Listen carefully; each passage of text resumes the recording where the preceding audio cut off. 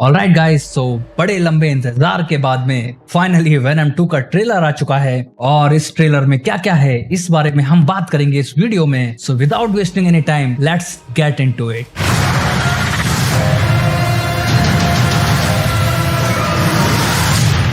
सो trailer start होता है कि शहर को दिखाया जाता है जहां पर एडी ब्रूक रहता है।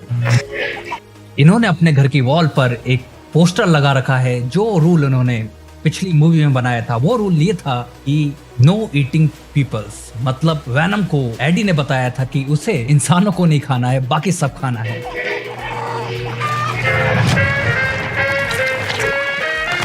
वैनम और एडी अब एक साथ में रहने लगे हैं और वैनम घर के नॉर्मल कामों में एडी की मदद कर रहा है। वैनम यहाँ एडी के साथ में काम तो करा रहा है, लेकिन एडी उसके काम करने के तरीके से कुछ ज्यादा खुश नहीं लग रहा, क्योंकि वैनम का काम करने का तरीका बड़ा ही अजीब है। वो काम कम कर रहा है, फैला ज्यादा रहा है और एडी एडजस्ट करने की कोशिश कर रहा है वैनम के साथ में। क्या कहा? Like this.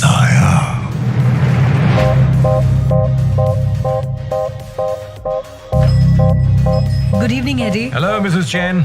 Good evening, Venom.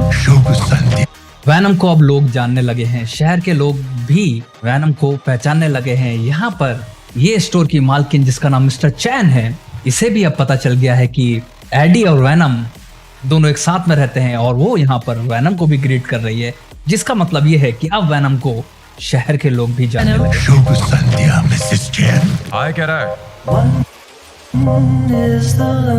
यहाँ पर ये जेल दिखाया जाता है जो हमें वैनम 1 के एंड क्रेडिट सीन में दिखा था। मैं तुम्हारे बारे में।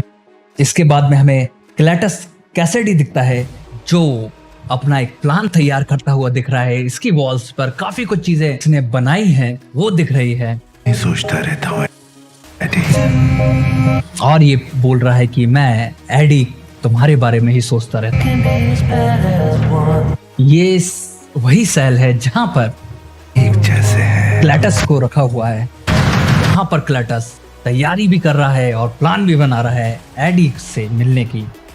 क्लेटस के बारे में आपको बता दूं तो क्लेटस एक सीरियल किलर था, एक साइकोपाथ भी है, जो कि एक साइबोटिक जिसका नाम कार्नेज है के लिए एक परफेक्ट होस्ट है।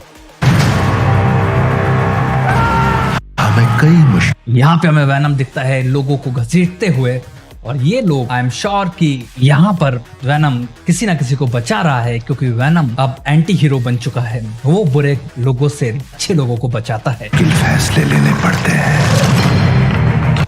इसके बाद में ये सीन पे ध्यान रखना, यहाँ पर ये कॉप है, ये कॉप एक न्यूज़पेपर पढ़ रहा है जो है डेली ब्यूगल। अगर हम स्पाइडरमैन के वर्ड्स में जाकर देखें तो डेली ब्यूगल वही न्यूज़पेपर है जहां पर पहले की स्पाइडरमैन की मूवी में स्पाइडरमैन काम करता था। सो ये एक स्पाइडरमैन यूनिवर्स का रेफरेंस तो यहाँ पर जरूर है।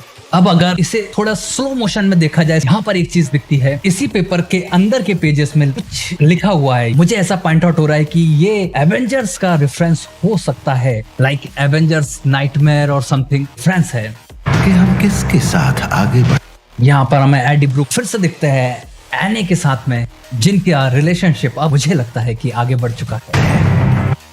और किसे पीछे। नाउ दिस सीन, यहाँ पर हमें दिखता है रेवन क्रॉफ्ट। रेवन क्रॉफ्ट जिन्हें नहीं पता उन्हें मैं बता दूं, रेवन क्रॉफ्ट एक ऐसी जगह है जहाँ पर स्पेशल कैदियों का ट्रीटमेंट किया जाता है जो सुपर ह्यूमंस होते हैं। इसके बारे में कॉमिक्स में बहुत डिटेल में हमें पढ़ने को मिलता है। छोड़े। और यहाँ पर डेफिनेटली क्लेटस कैसिडी का ट्रीटमेंट किया जाता है। जो पीछे रह जाते हैं। नाउ यहाँ पर एक लड़की दिखाई जाती है एंड आई एम श्योर ये लड़की श्रिक है। श्रिक एक मार्वल कॉमिक्स की कैरेक्टर है जो स्पाइडरमैन की एनिमी थी और क्लेटस कैसिडी की लवर थी। तो ये पॉसिबल है कि रेवन क्रॉफ्ट में इस लड़की श्रिक और क्लेटस कैसिडी दोनों का ट्रीटमेंट चल रहा है। यहाँ पर एक स्पाइडर को मारा जा रहा है जो कि एक रेफरेंस हो सकता है स्पाइडरमैन का, कि शायद कार्नेज के माइंड में स्पाइडरमैन भी कहीं ना कहीं है। Welcome back Eddie Brock. बरसों हो गए तुमसे मिले, तुम्हारी बहार। यहाँ पर क्लेटस कैसिडी कह रहा है कि बरसों हो गए तुमसे मिले।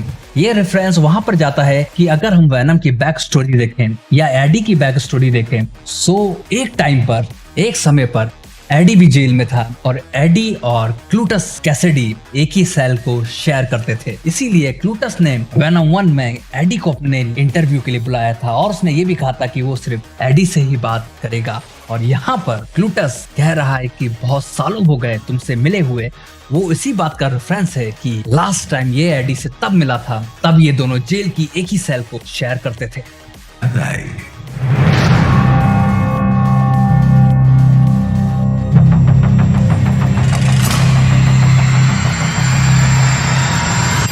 इस सीन में ये लोग क्लूटस का ट्रीटमेंट कर रहे हैं, ये होप करके कि इसके अंदर की सुपरनैचुरल शक्ति या इसके अंदर का सिम्बायोटिक मर जाए। आ रही है तबाही। लेकिन कार्नेज रीग्रो हो जाता है और इमर्ज हो जाता है और इस जेल को ही तबाह कर देता है।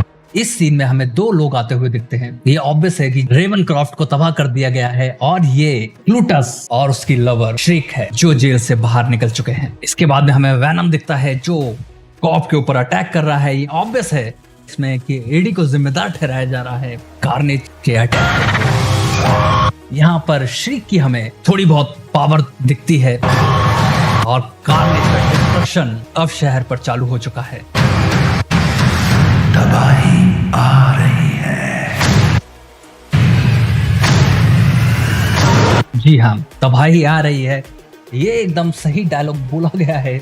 और यहाँ पर कार्नेज का एक खौफनाक फुल्ली डेवलप रूप इस सीन में दिखाई देता है। यहाँ पर कार्नेज अपने होस्ट क्लूटस को लेकर शहर के बाहर निकल चुका है और ये तैयार है वैनम को तबाह करने के लिए। सो ये फर्स्ट टाइम के ब्रेकडाउन में तो मुझे इतनी ही चीज दिखी इस ट्रेलर में, लेकिन मैं ट्राई करूंगा कि इस मूवी के और ज्यादा ईस्टर एग्स आप लोगों के लिए लेकर आऊं। सो फिलहाल इस ब्रेकडाउन में इतना ही। मिलते हैं अगले ब्रेकडाउन में। जब तक के लिए टेक केयर गाइस।